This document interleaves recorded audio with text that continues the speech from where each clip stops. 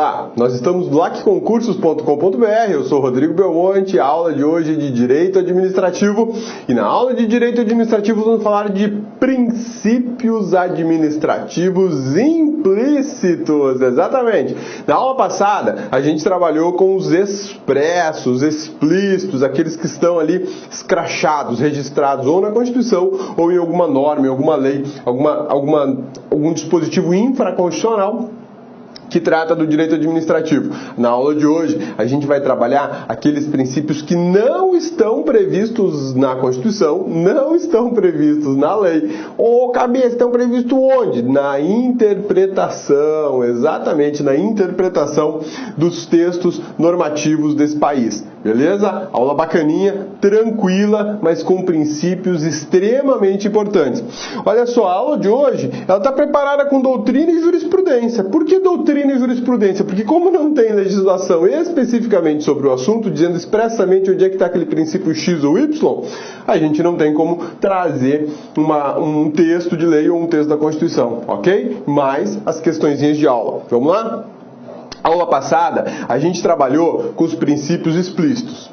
Liquidamos, limamos, trouxemos vários, dividimos em duas partes. Na aula de hoje, a gente vai fazer o quê? Vai trabalhar com os implícitos, ou também chamados de princípios administrativos reconhecidos. Pode aparecer na sua prova com esses dois nomes, princípios implícitos ou princípios reconhecidos. Reconhecidos por quem? Reconhecidos pela jurisprudência, reconhecidos pela doutrina, reconhecidos por todos aqueles que estudam o direito administrativo. Por isso que são chamados de reconhecidos e implícitos. Um ou outro vai aparecer na sua prova. Vamos lá? Princípios administrativos implícitos ou reconhecidos. Além dos princípios expressos, a administração pública se orienta por outras diretrizes não escritas em normas.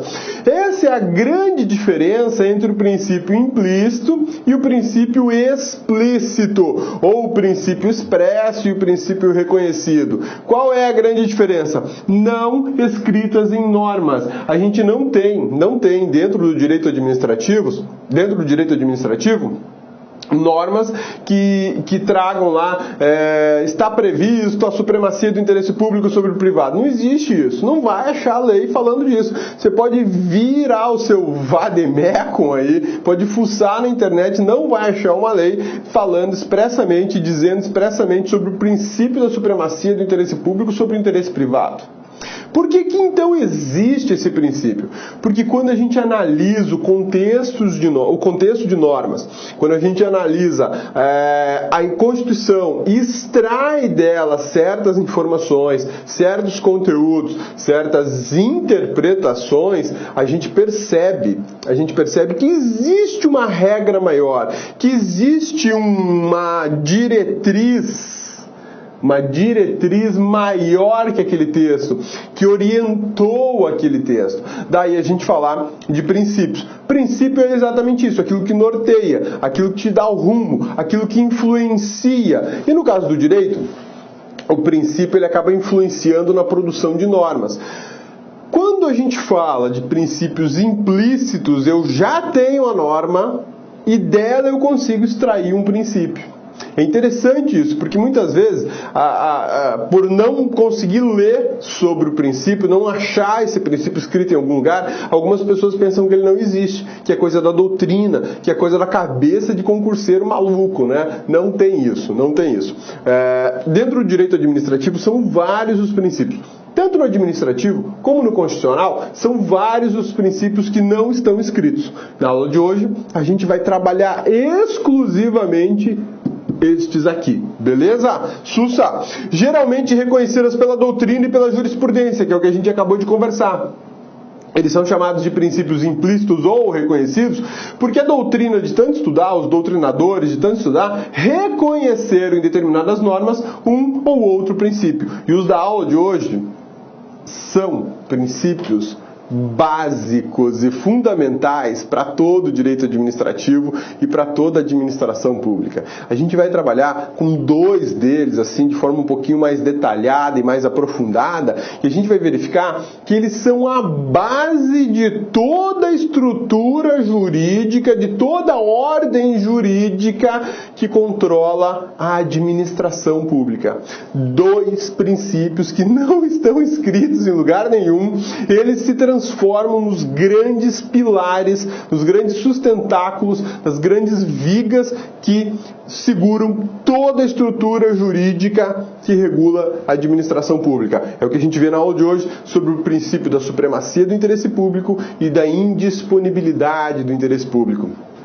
São denominados de princípios implícitos ou reconhecidos. São regras de proceder da administração pública. Que regras são essas? Olha só, aqui a gente trouxe, já de forma um pouco detalhada para você, o seguinte: que princípios são esses que a gente vai trabalhar hoje? Supremacia do interesse público e indisponibilidade do interesse público são os mais importantes.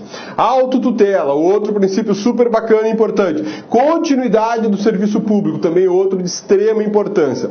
E esses 4 foram selecionados porque eles aparecem com muita regularidade em prova de concurso público. Principalmente esses 2. Tá? Os 2 de cima aqui são arroz de festa. Estão sempre lá nas provas de concurso público, ou é em direito administrativo ou é em direito constitucional, tá? E eu coloquei aqui embaixo o seguinte, que é a base do regime jurídico de direito público. Estes princípios, eles formam um grupo de orientação, um grupo de diretrizes, um grupo de vetores que sustentam, que dão base constitucional e base legal para um regime de direito público. O que é isso, regime de direito público, né? Vamos lá. Regime de direito. Ok? Regime de direito. Aí você faz o seguinte. 2 opções. Privado, público, ok? O regime jurídico, o regime de direito privado, ele é aplicado para particulares.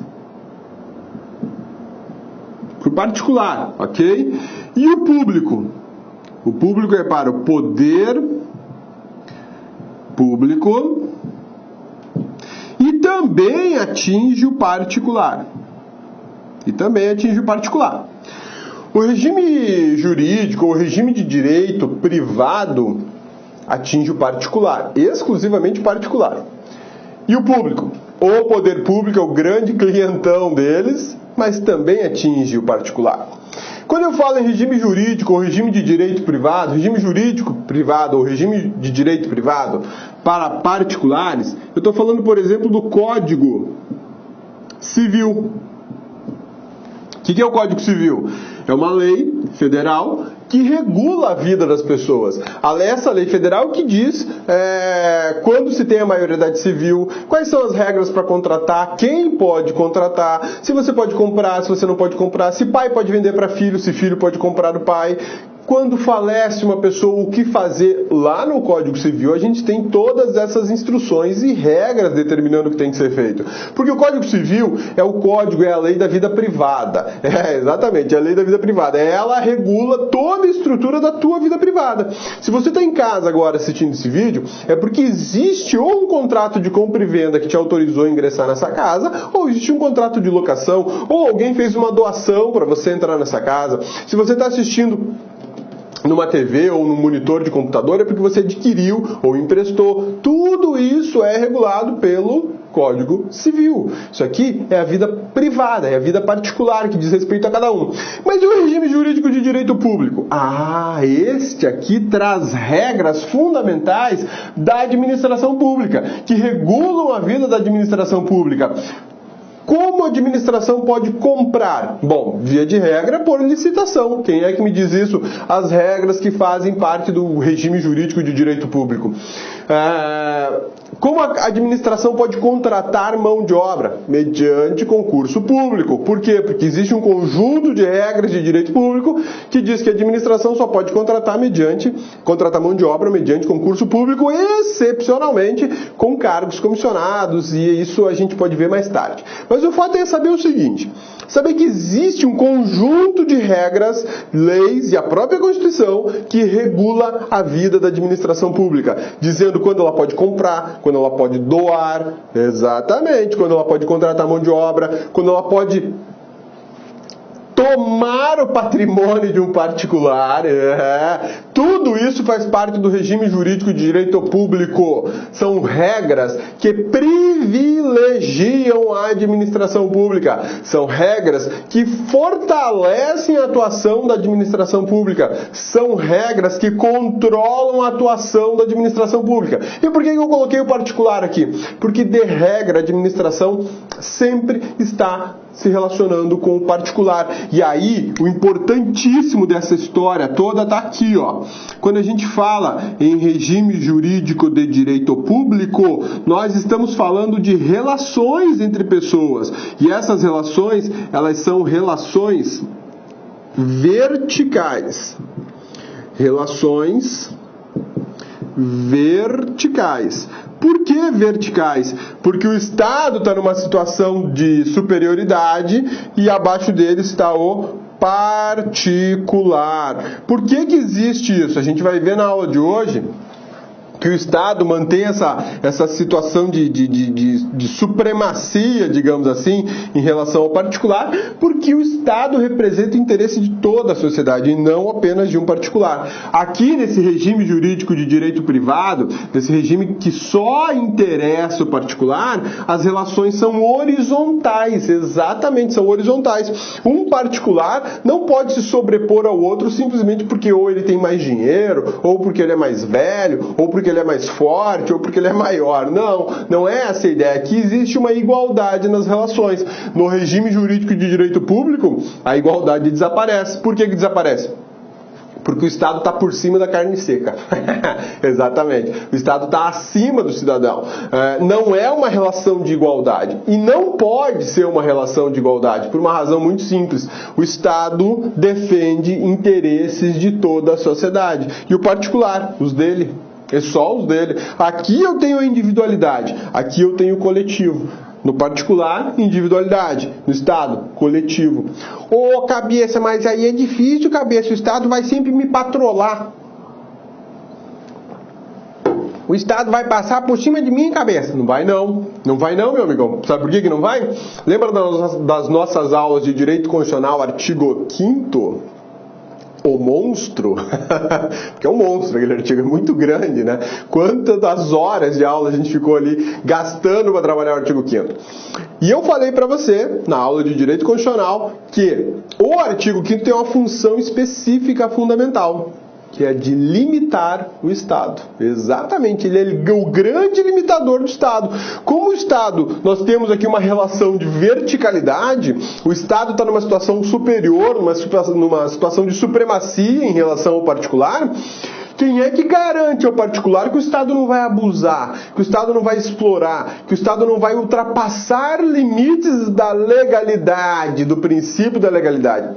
A Constituição da República, em especial quando ela protege os direitos individuais. Daí o artigo 5º tem esse nome. Por que fala direito individual? Porque é para a proteção do indivíduo em relação ao Estado ou em relação a outro indivíduo.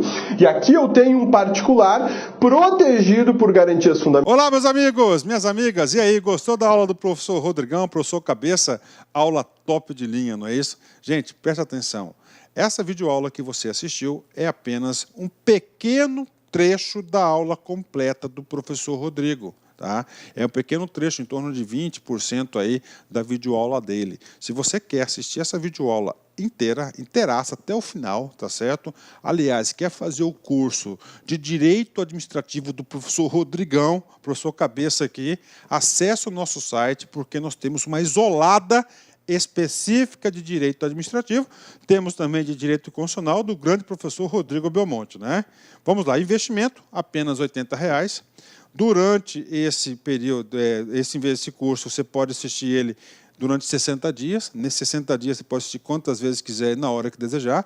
Essa isolada possui atualmente 96 aulas, né, e diversos assuntos aí específicos de direito administrativo, e tem uma carga horária de 147 horas, é isso mesmo, né? Ou seja, não é um curso superficial, é um curso realmente onde você não vai praticar o auto-engano, você vai aprender com profundidade, você vai adquirir a teoria suficiente para você compreender e, claro, ficar competitivo e acertar as questões de concurso. Então, nós aqui da LAC esperamos vocês. Um forte abraço, fique com Deus. Tchau, tchau. Fui.